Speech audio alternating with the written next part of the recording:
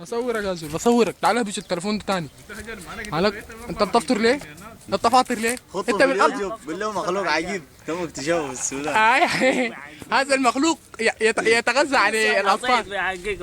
ده يتغذى على ها. انا يلا اقول شعر خلينا نصوره قسم بالله العظيم بحطه تعليقات في اليوتيوب عجيبه. ويا زول هو زح زول هو زول مخلوق زح اقعد تحت يا مخلوق. اقعد تحت اقعد تحت يا زول اقعد تحت يا زول. عباره عن مخلوق فرعوني. المخلوق مصاب بمرض اسمه مرض حمودي. استغفر الله العظيم اللهم اني صايم.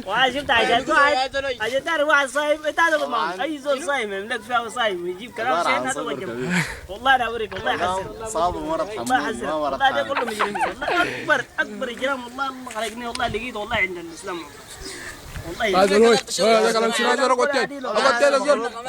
كان الاسلام يوم الفحشاء والمنكر. لا يلا اسكت ديت من عبادة الشيطان.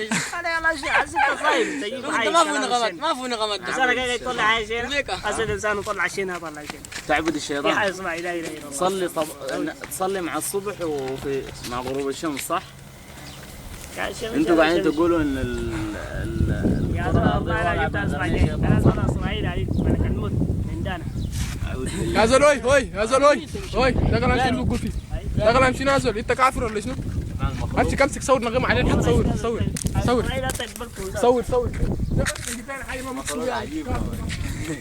زي المجرم. والله بخطه في اليوتيوب قاعد شنو؟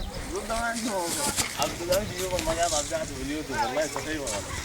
ايوه بصور لك وبحط لك في اليوتيوب. هذا الكافر صور بعدين قصة الكلام اللي بيقاوم ده بس بعيد يجيب لنا. والله كله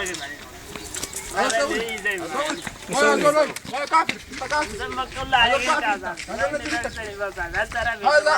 كافر ده كافر.